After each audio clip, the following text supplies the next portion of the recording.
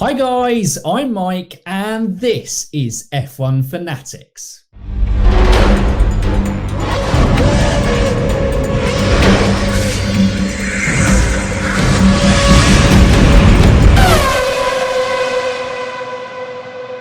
Welcome back to a special episode. We're in that kind of weird period of year between Christmas and the New Year where no one ever really knows what's going on. But then if you're in 2020, I guess that's kind of like every week, year or whatever in this mad 2020 that we've had. But obviously you can see alongside me, I think, nope, that way. Hey, there we go. Tinus, and obviously been on the channel before. We've had chats and obviously been on his channel before, the TF1 Show. Highly recommend you going and checking out that channel if you haven't already. Obviously the relevant links will be in the description below to Tinus, but quite a divisive guy that I think we're talking about. Maybe not divisive, but maybe it's me being an unpopular opinion and I'm trying to kind of maybe put myself out for ridicule, because why not?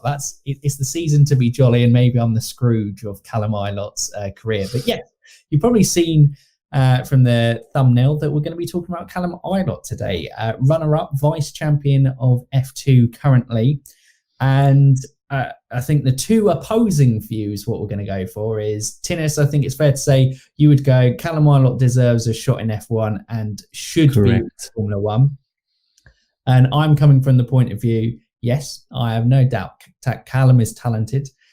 His pole position speak for himself, a very quick driver, no doubt. But someone that isn't necessarily a guy who should compete in F1. If he got to F1, I wouldn't have complained. I would have gone, fair enough, let's see what he does. There's talent there. But he's not a guy that I feel has said I should be in F1 like I don't know, like a Charles Leclerc or George Russell have the past from there. But maybe this works best, Tinus. I don't know. If I pose my side of it and then you kind of go, shut up, Mike, you're being stupid. Okay, happy with that. Give me your arguments. So, well, our opening pitch in court, shall it say, at Zemzem. Callum Ilott, I said obviously in that intro a bit, super talented guy, as all drivers are, I think, in the feeder series. Obviously, there's exceptions to the rules and everything through there. The main one I think people see in the seat is Mazepin. Obviously, I don't want to talk about him too much because it's a whole other conversation. It's a whole other conversation, and let's be honest, he's an idiot. He's done something that so many talented drivers would. Well, he's got an F1 seat and he's done something to completely jeopardize that is, yeah, just not a great human being. So he's out the equation. He probably will keep, well, I don't know. The momentum's got a lot. He might not keep the seat. Fingers crossed he doesn't on that front. But, you know, yeah, he's another one. He's out of the equation. So the Haas seat or the Alfa Romeo seat for them. For me, Callum Ilott, if you're going to get into F1 and you don't have the budget, and that's probably another question, you've got to stand out from the crowd for me. You've really got to take an opportunity and you've got to light up the junior series. Now, Callum Ilott is a guy who has never won a junior feeder series in his career. He's come up against challenging teammates, admittedly, and not necessarily come out. Nikita Mazepin is one he did fall behind, but you know, he was losing to one Manuel Correa at Charouz last year before obviously that tragic day at Spa where we lost Antoine Hubert, and Correa still to this day is recovering from the injuries he received in that crash. And, you know, he went to UNI Virtuosi, who were a great team. They gave him a chance at the title. He had a 51-point lead at the biggest time in the championship, and he blew it in my books. I just feel, if an example of, say, a Nick de Vries, he went on and he blitzed the title for ART. He got the opportunity with ART. He took advantage. Yes, you could probably say that he had a season extra, but his first season, I'm pretty sure Nick de Vries had with two teams across. He had 13 races with one team and eight races with the other. I don't even think he did a full season with them. Yeah, my question here is, and like I said at the start, if he had got to F1, I'm not going to go, this is outrageous. What an awful driver. How could he possibly get to F1? I'm not trying to go from that. But there seems to me to be this thing that he has an entitled right to be in F1 from what he's produced. And I disagree with that. And I look at, say, maybe people go, Giovinazzi is someone that he could have replaced.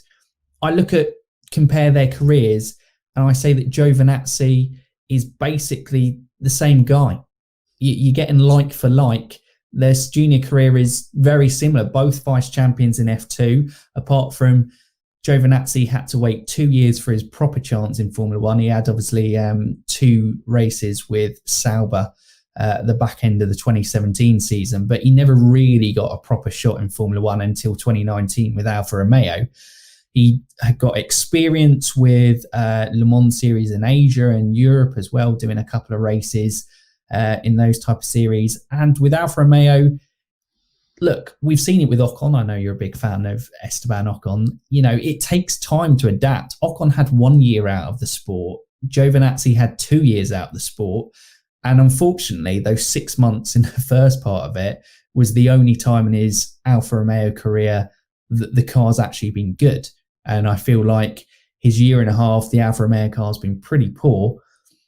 And if I'm Alfa Romeo and I'm looking at Giovinazzi and Callum Ilott, I'm 100% going to go for Antonio Giovinazzi because he's now got 2 years of experience under his belt, and Callum Ilott isn't necessarily going to do much better. He might be a bit quicker, but hey, Giovinazzi, I believe, beat Kimi Räikkönen in the qualifying battle, which would be Callum Ilott's main strength.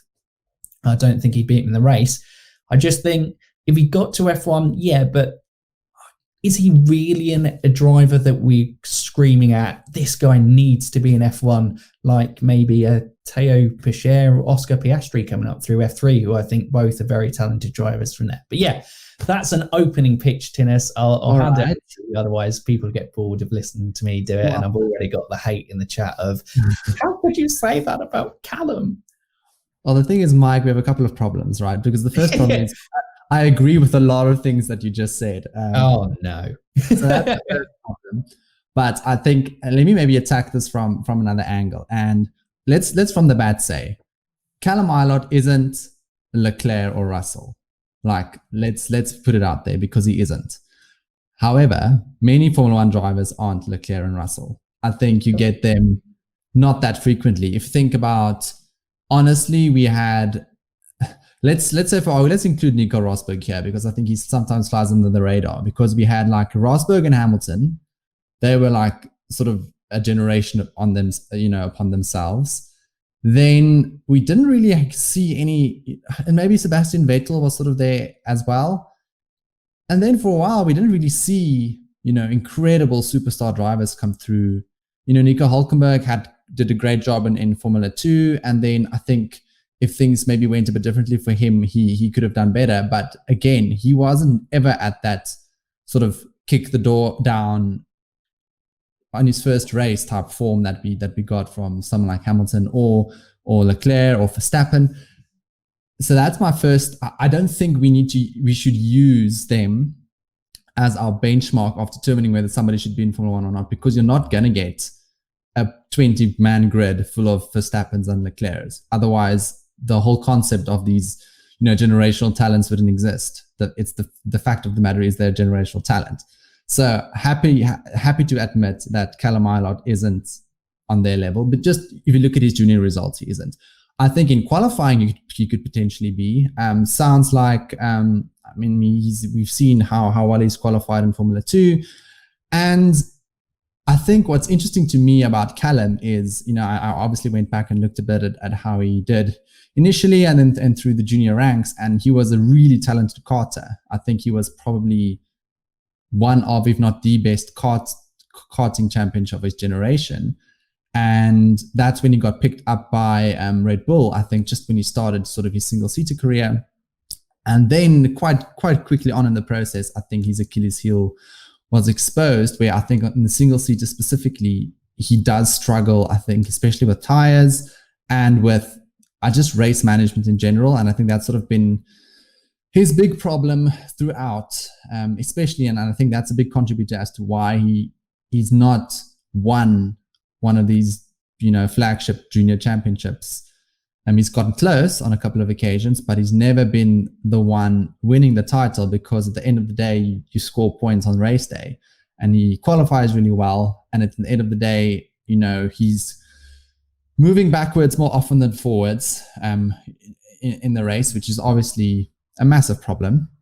Something that I think he has improved upon a lot. I think when you look at a driver, very rarely you get a perfect driver that's sort of excellent across many disciplines. I think even Lewis Hamilton, I think he was seen as a one-lap specialist back in the day, and somebody that was a bit inconsistent, somebody that was a bit didn't always maybe take the pragmatic road when deciding how to act during a race.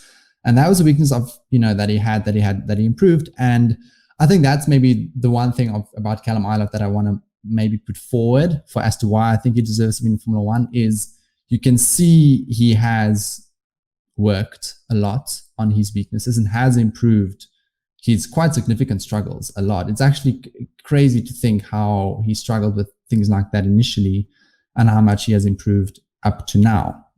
Okay, so that's just maybe that's my opening salvo. Now the second point is where you say that he hasn't shown enough in feeder series to justify a spot in Formula One. And there again, I don't know whether we should hedge all our bets on. Obviously, it plays a massive role, right? How you perform in the junior categories. But there's been so many successful Formula One drivers that really didn't shoot the lights out in the junior categories. Somebody that comes to mind is Sainz. I mean, Carlos Sainz, he wasn't the one dominating from the outset, winning all of the championships in his rookie year. He was never that driver. I think he won one championship, Formula Renault 3.5. I'm not sure. I can't remember, that far back.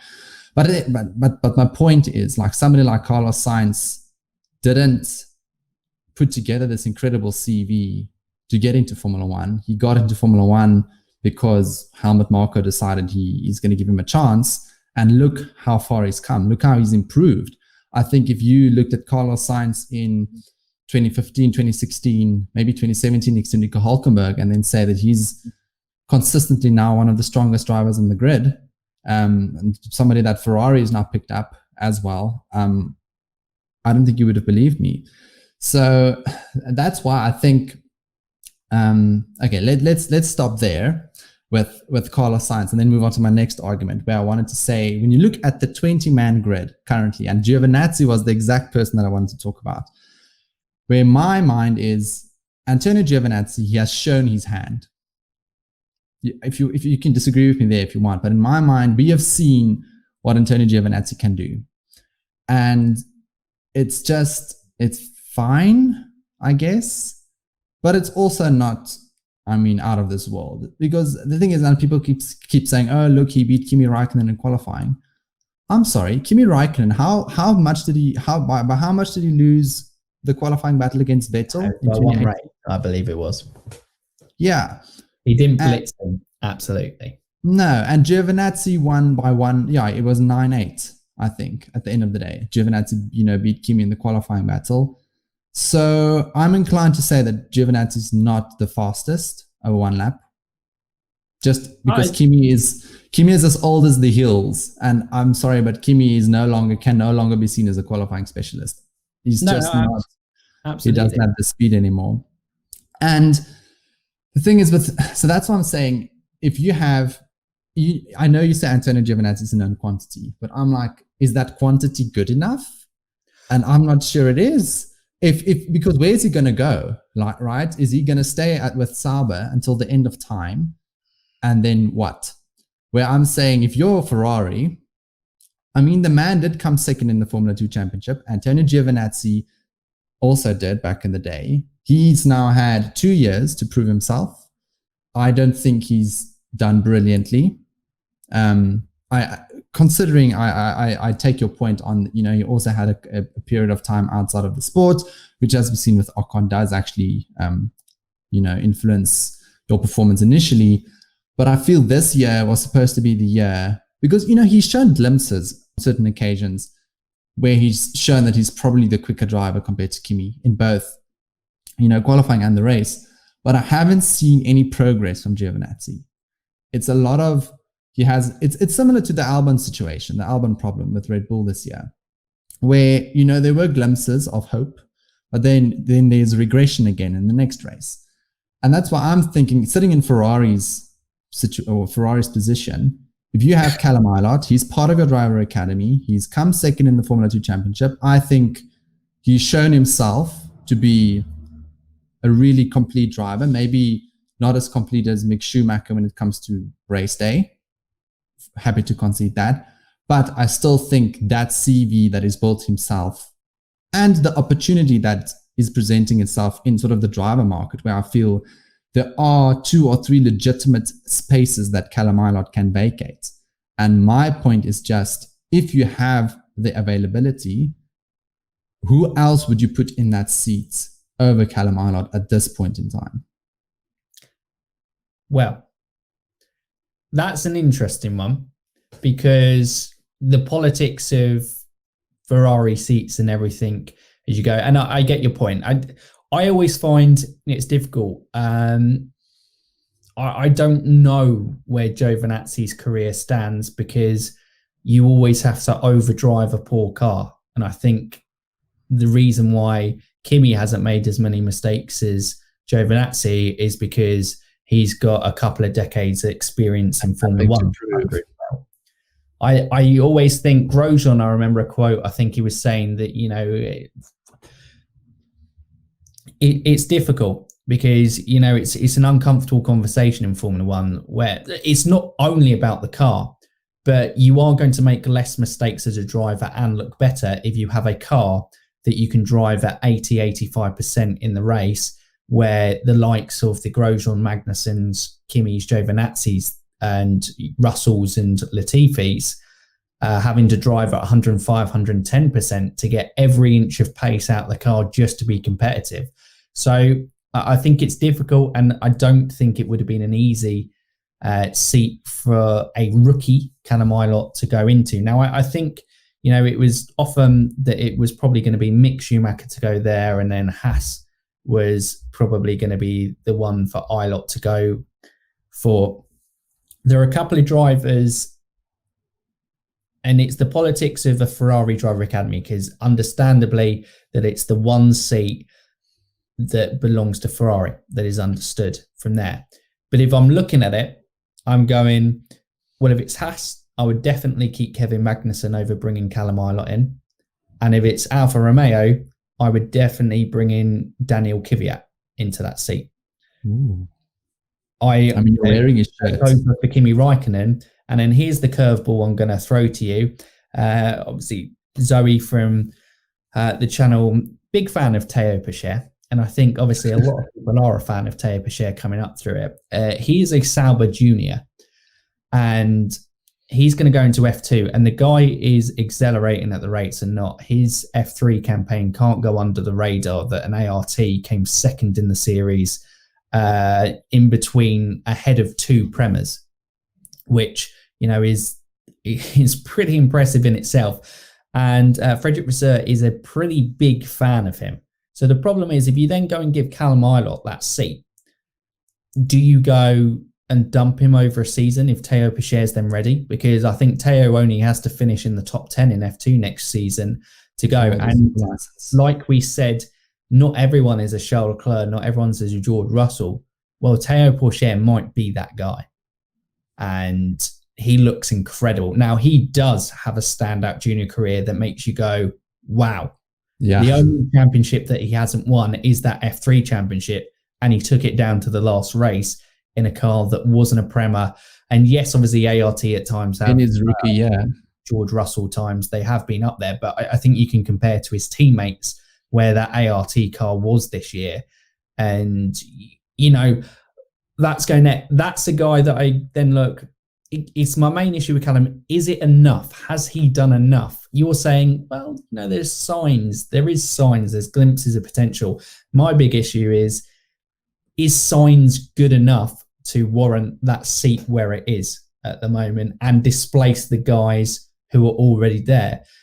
You look at Giovinazzi, yeah, you can make an argument. If Callum Ilott replaced Giovinazzi, I don't think I would have been outraged by it. I feel, Giovinazzi would have been in the wrong place at the wrong time, but Callum Ilott feels like those drivers, a bit like Carlos Sainz, obviously a good example for you to use, where they're not top tier, they're not up there, so therefore they just have to fall into being in the right place at the right time to make any sort of an F1 career, because Daniel Kvyat and Magnussen are the perfect examples. Kvyat, outstanding karting career as well as Callum Ilott, did win championships through the junior, beat Daniel Ricciardo in 2015, had a podium before the Vettel crash incident in Russia, and then got dropped for Max Verstappen. And I don't think anyone's thinking that, dropping Kvyat for Max Verstappen is the wrong decision now, obviously. But they definitely could have brought him back into Red Bull. And for whatever reason, he got this reputation that he wasn't there. And that could easily happen with Callum Ilott in that aspect. He might go on and he could become a good F1 driver. He could. But I think there's too much unknown for him.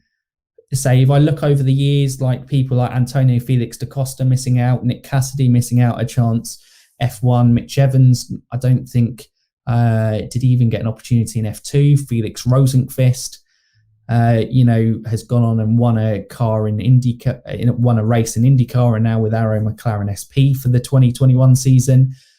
Nick De Vries obviously won the championship in his final year in F2 before going off to FV, and I think impressed in his first season within Formula E. Has to be said from that. All these guys are talented. What makes Callum Ilott better than them? And I honestly couldn't tell you. No, I agree. I don't think he's better than them. I think the point that we're boiling down to is right place, right time.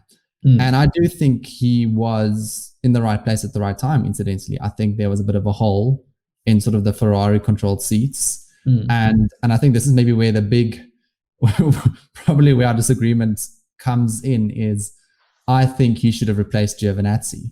I feel Giovinazzi had his chance. Don't think he's been convincing enough to say, you know what, he should keep his seat. Let's lock Giovinazzi down for another 2 years and let's see then. Where I don't see a road for Giovinazzi to Ferrari at all. I don't really see that. And I don't really see a big future for Giovinazzi at Alfa Romeo as well. I think, and that's why I was like, you know what, Callum, right place, right time. I think if this happened next year, I would not have put Callum in the seats. I would have said and I guess it depends now on how the other Ferrari juniors do in Formula 2 next year. But I mean, there's probably going to be a convincing case for Schwartzman to go in there, or, depends if Marcus Armstrong decides to wake up. Both of them are probably going to be more convincing arguments than Callum Ilott. Armstrong as a thing, and I think a lot of people undervalue. They've used it against Nikita Mazepin. But that second ART seat, I know a lot of people talk about. No, I'm well aware. But they pretty much have a look at the start of the season and you see where Marcus Armstrong was. Then they go, okay, we're going to back Lundgaard for the season, and the second seat basically becomes insignificant to them. You can tell from results. I think Jack Aitken even had a poor season next to George Russell.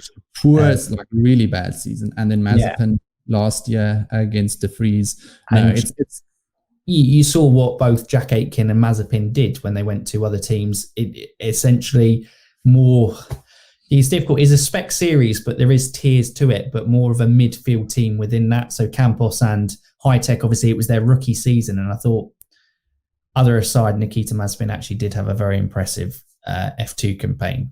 On track, off track and stuff. We obviously don't need to talk about. No, we can talk about Mazepin. But I go, another point for me is there are going to be 12 drivers next year on the grid who are 25 or under. So there's a plenty of kind of youth there.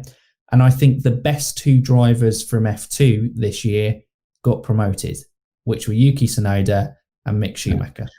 I think they were the best for me. I know, obviously, Yuki finished P3, but I think in his rookie season, I thought he was superb. And obviously, you shared the thing about Jean Derouvler's engine and what may or may have gone on from there. But there's so many politics within the feeder series that go under the radar. It's actually a mess. Like the thing is, I was thinking about this the other day. Like Formula 2 at the moment, there are so many variables at play. Like it's really difficult to sort of wade through the thicket of uncertainty and actually figure out who's doing well and who isn't.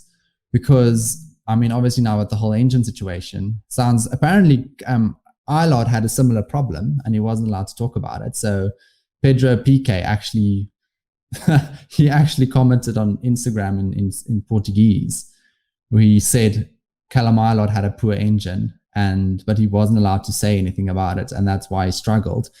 And now then with Derouvler as well. But the thing is, engine aside, I can see where you're coming from when you're saying that Schumacher and Tsunoda were the two best drivers on the grid. But I don't think Callum was far off from that. I think he was very much. I think if we stopped the Formula 2 season, I don't think he was. But I think what my point is with those two is both of those came with a huge amount of pressure on their shoulders. Yeah.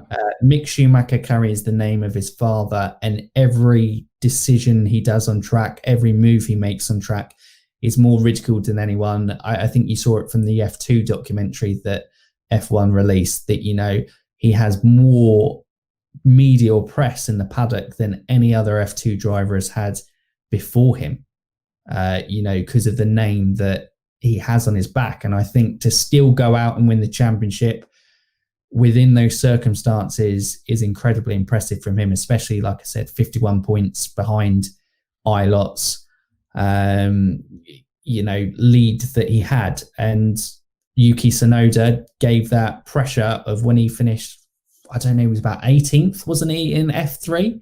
And he just completely blew me away this season in just what he performed, his overtakes, how he managed the tyres better than other people. You know, he was really incredible. And I think Callum, what he has in his pocket is he's a very good guy over one lap. But then Valtteri Bottas is a very good guy over one lap. And, you know, a lot of people wouldn't be sad if Valtteri Bottas dropped out the sport, which is maybe harsh to Valtteri. I'd be sad. I think Valtteri can have a lovely career as a midfield driver. You know, that's what Callum could have been. I accept that. That's what Callum could have been, and he could have aspired to be, because he has a massive asset, which is he's incredibly quick over one lap. And actually, I was thinking about this recently. In Formula 1, that is a big asset to have, because with the nature of the sport as it is, you're not going to slice and dice through the field like you do in Formula 3. In Formula 1, if you can keep the tires alive to an extent, you're going to probably keep track position more often than not. So, I mean, that's actually a good asset for a team to have. If you have somebody like Leclerc, I mean, we've seen Leclerc this season, actually. He qualifies P4. I mean, he just drops like a stone. But I mean, also like in the Ferrari, it's a bit of a unique situation. So that's just a thought that I had. But I do agree with you that on race pace, he is not stellar.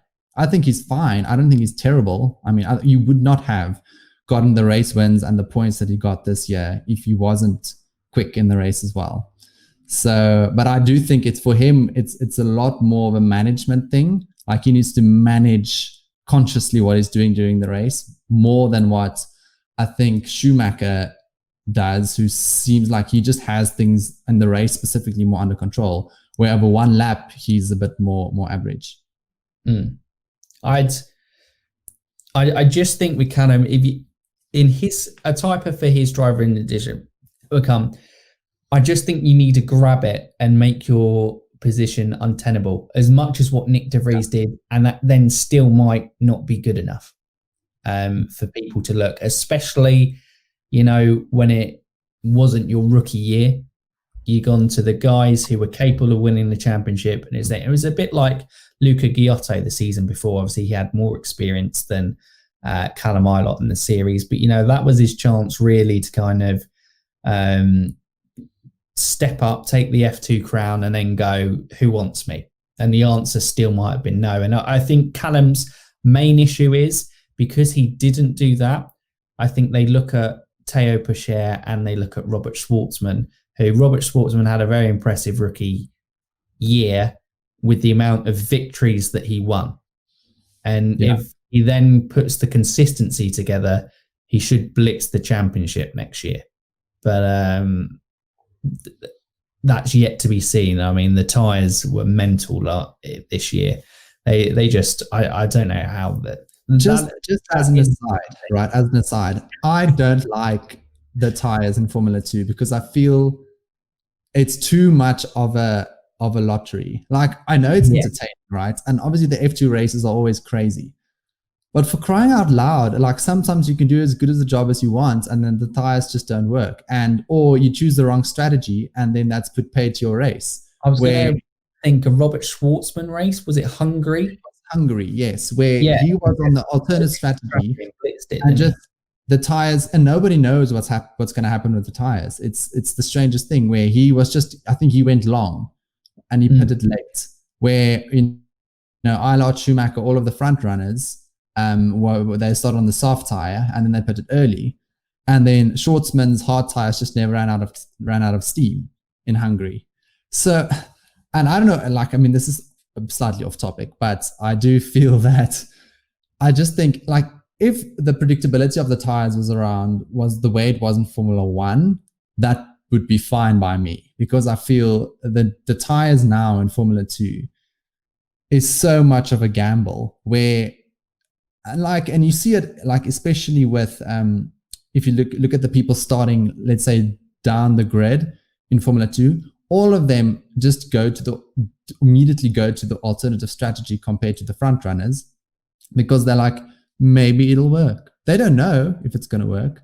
They're like, let's try it. And maybe we'll have what happened with Schwartzman. And all of a sudden you start P11 and win the race.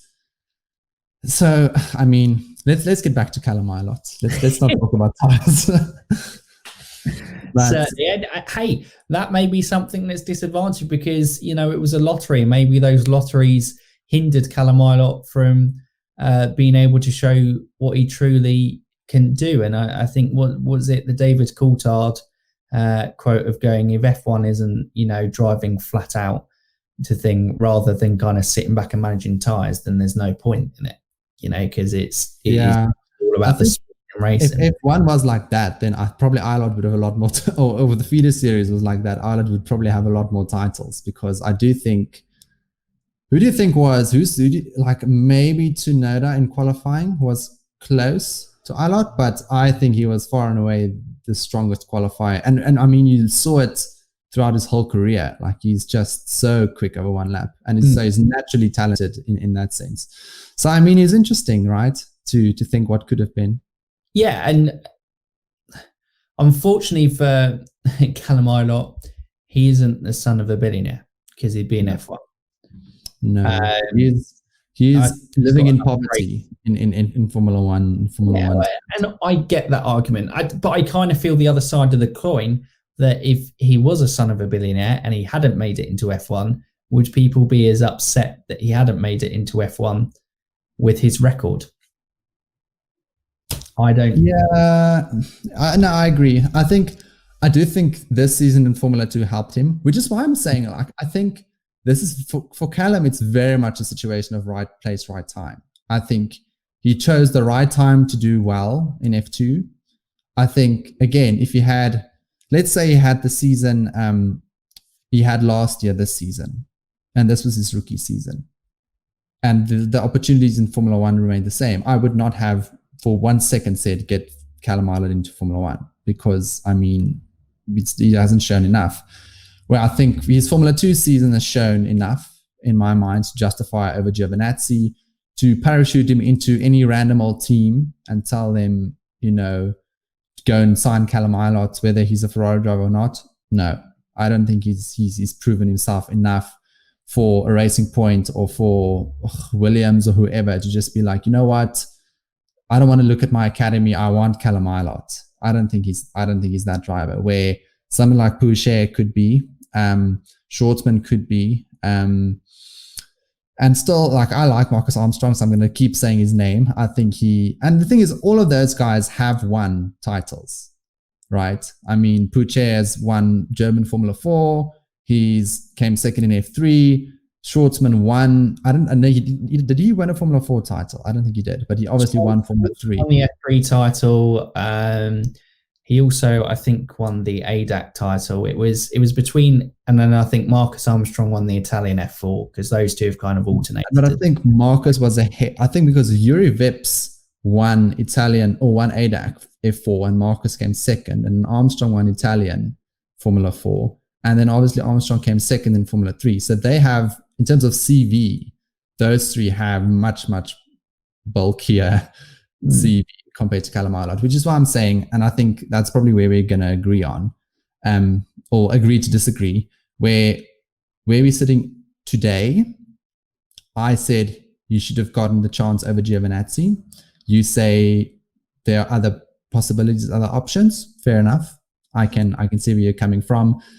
Next year, would he deserve a seat if Shortsman, Pouchet, and Armstrong drive up to their potential?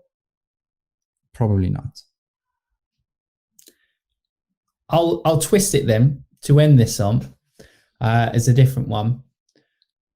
Would F1 realistically, because we can sometimes get in F1 snobbery and F1's the pinnacle and be all. I'm not entirely sure if you're top talent. I think it is. I think if you're a very talented driver, but just below that level of Hamilton, Max Verstappen, Charles Leclerc, for example, George Russell, if you're below that level, do we think F1 was the best place for Callum Ilott? You know, because I think this guy, I think Callum, like I said, I've always said throughout, I think he is a very talented driver. Is F1 the right place for him? You know, would a place like Formula E, IndyCar, Super Formula for kind of single-seater series, or going into the World Endurance Championship type of thing? As I don't think World Endurance Championship is Callum Ilott's future. I don't think that aligns with his skill set. Like, let's be honest. But no, that's a very good question. I think the thing is, given Formula One status, right, I think he should have always tried to get into F1. I mean, if you look at how he was in karting is probably his formula. If you think, if I had to be quite honest, like similar how it was Alex Albon's formula. I mean, Alex Albon and Callum Ilott were the two stars in karting, surprisingly enough, and now both of them are effectively reserve drivers in Formula One, and they don't have a seat.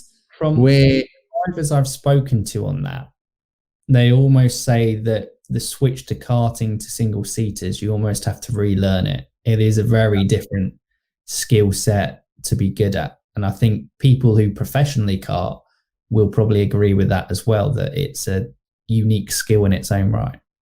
Exactly. So that's the interesting thing, where I think, again, both Albon and Ilott, they were struggling when they switched to single seaters, both of them. And they only sort of through, I guess, hard work and trying to solve problems, they figured out, or they improved. But I guess they never were able to get to that level that they had right at the beginning, where they were sort of the de facto leaders of their generation. So to come back to your question, what alternatives do you think would have suited him better? Because Formula E, to me, I don't know, like maybe Formula E, maybe IndyCar, probably one of those two, I would have said. I think I could have seen him in IndyCar if he goes over. Obviously, we know on the channel that we've gone big into IndyCar, and British guy out there, Jack Harvey's doing very well for Meyershank Racing, and had a similar sort of junior career, I would say, to Callum Ilott. Clearly talented, and then moved his way over to America, came runner-up in the Indy Lights Championship and kind of slowly worked his way into a seat within the series. You obviously had Max Chilton, who didn't quite cut it in Formula One, go over there as well. I think with his natural assets and how the tyres are and everything over there, I think Callum Ilott really could, cement himself as a top driver if he went to that sort of series. I think it would suit his skill set. But as Europeans, the appeal always is F1. That's the one you see the most. That's the one that's most easily accessible. So that's the goal. That's the dream that you always want to do. And also it has world championship in its title. So, not many things in the world you can say that I'm the best in the world at. And if you win a Formula One championship, you can say that. Yeah. No, I think I tend to agree. I agree with that. Right. Well, I guess that probably rounds off. It's been a very interesting discussion because I think Callum Ilott is, like I mentioned before, like so many drivers, super talented. Let's not get away with it. And I think to progress and get to F2 and be given an opportunity like Unii Virtuosi, I'm not trying to say here that he's rubbish. And I think there's often that scale of, if he's not good enough for F1, then he must be a bad driver. That's it. There is an in-between, and and that's the thing, right? I think we use the word deserve quite frequently when we speak about feeder series, and they deserve an F1 seat. Honestly, I think about 50 people deserve an F1 seat. Yes, throughout the world, but at the end of the day, there are only 20. So I don't think that at the end of the day is the only determining factor whether somebody's deserving or not.